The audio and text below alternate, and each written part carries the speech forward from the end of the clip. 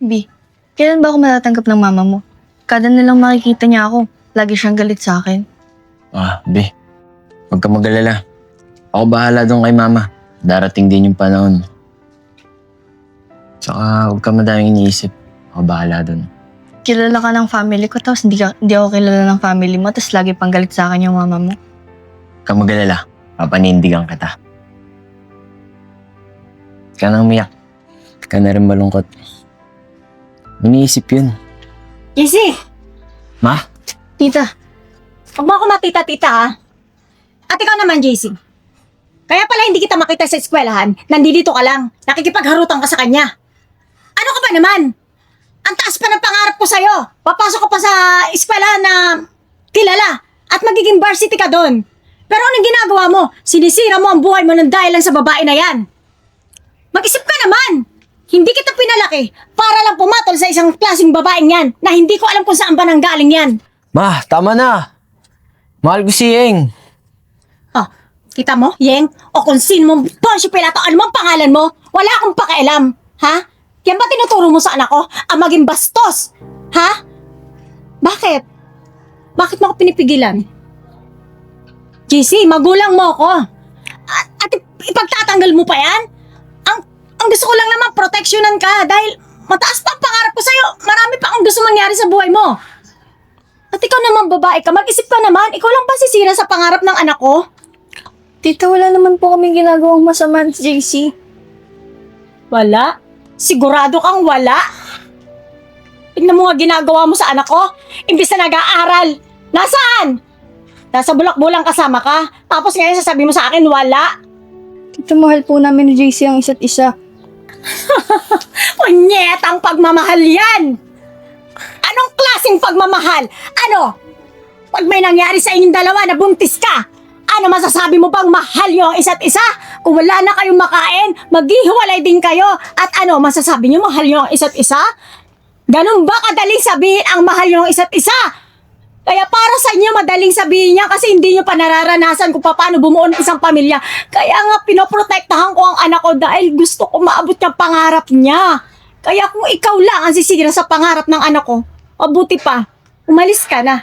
Ayoko na makita yung pagmumukha mo. Ma! Tama na! Sumusobra ka na! Ginagawa ko naman lahat Pati pag-aaral ko. Lahat. Para sa'yo. Pero tinanong mo ba ako kung anong gusto ko sa buhay ko? Simple lang naman Pagmamahal. Na hindi mo nabigay sa akin. Kaya ibinabawi ko kay Yeng. Ayun lang naman ang gusto ko, ma. Pagsasabayin ko naman yung pag-aaral ko Kahit ano pang sabihin mo, hindi mo ako makukumbid sa ganitong bagay. Kaya tara na, umuwi na tayo. Tara na! JC!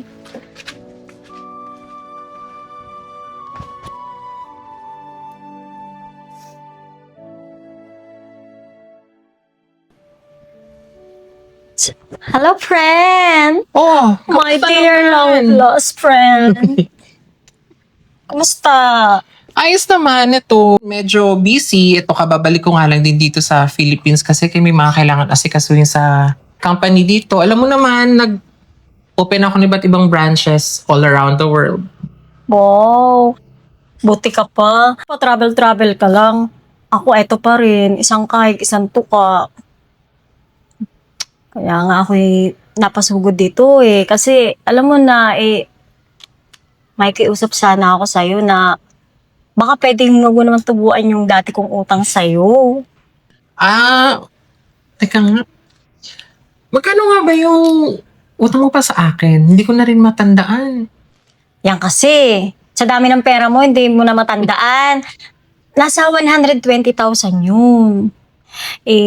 Kaso friend, syempre, alam mo na, gipit ako ngayon, kaya baka pwedeng huwag mo na lang tubuan. Huwag mo nang, kasi umaandar yung araw, tubo ka naman ng tubo. Syempre, kaya gusto ko na ipa-stop. Maiba tayo. Kumusta naman pala love life mo?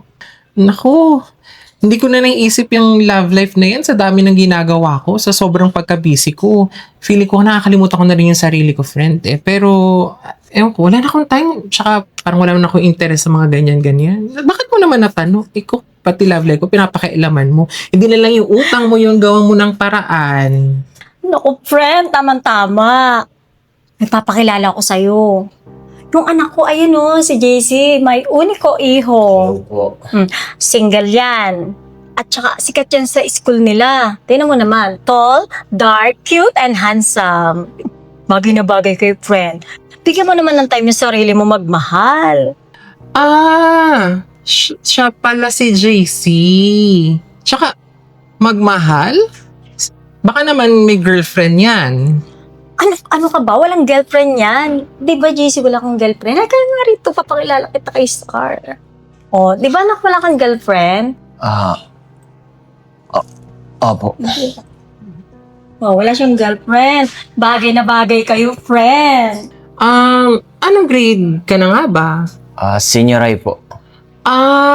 Senior high. Okay. So, okay naman ang academics mo. Opo, okay na ma'am. Saang school ka naman pumapasok? Sa MGP University po. MGP University. Alam mo, may gusto rin sana ako ipakilala sa'yo eh. Tawagin ko lang ang pamangkin ko ha. Ayesha? Be, ang ginagawa mo dito? Ayesha, si JC. Alam mo, parehas kayo na pinapahusukang school. Parehas din kayong senior high. Hindi ba nakikita kayo sa school o siya ba yung kinukwento mo sa akin na boyfriend mo? At yung nanay na to ang nagpaiyak sa'yo. Tama? Yes po. Alam mo, friend, naiintindihan ko naman kung ganyan kaka-protective sa anak mo eh. Wala naman masamang protektahan yung anak mo sa mga bagay na hindi ka rin sigurado eh. Kaya lang, minsan friend, parang overprotective ka na eh. Hindi na rin maganda yun. Minsan, subukan nating pakinggan kung ano yung mga gusto talaga ng mga bata. Kasi mali mo, dahil doon sa mga ganong pagkakataon, makakuha pa sila ng inspirasyon. Mapabuti pa lalo, mapaganda pa lalo yung mga ginagawa nila sa buhay. Pakinggan din natin, hindi po pwedeng tayo na lang palagi. At saka friend, hindi mo kailangan i-prenda si JC, anak mo, para pagtakpan yung mga utang mo. Hindi naman kita pinipilit at binibigla makapagbayad eh. Okay lang makipag-usap ka sa akin, pero hindi para gamitin si JC na ipiprenda mo sa akin. Hindi maganda. Sir, Yeng, tama ka naman, sir eh. Mali ako. Sana mapatawad niyo ako sa mga nasabi ko tungkol sa'yo, Yeng, lalo na sa'yo. Sana patawarin mo na ako, sorry. Sorry din sa'yo, Yeng. Napakabait mong bata, hindi ko nakita yung mga bagay na yun. At salamat din sa'yo, sir, sa advice na binigay mo. Daliwanagan ako ng Kita kong binigyan mo sana ako ng time para makilala mo pa ako. Hindi naman po ako magiging hadlang sa mga gusto niyong mangyari kay JC. Sa totoo nga lang po, ako po yung nagiging inspirasyon ni JC. Nagiging inspirasyon po namin ng isa't isa para mag-aral ng mabuti. Para po makamit namin yung mga pangarap niyo para sa amin o para sa anak niyo. Ma, mahal kita. Huwag po kayong mag-alala sa amin ni Yeng. Saka tutuparin naman po namin yung mga pangarap namin. Saka balang araw magiging proud po kayo sa amin.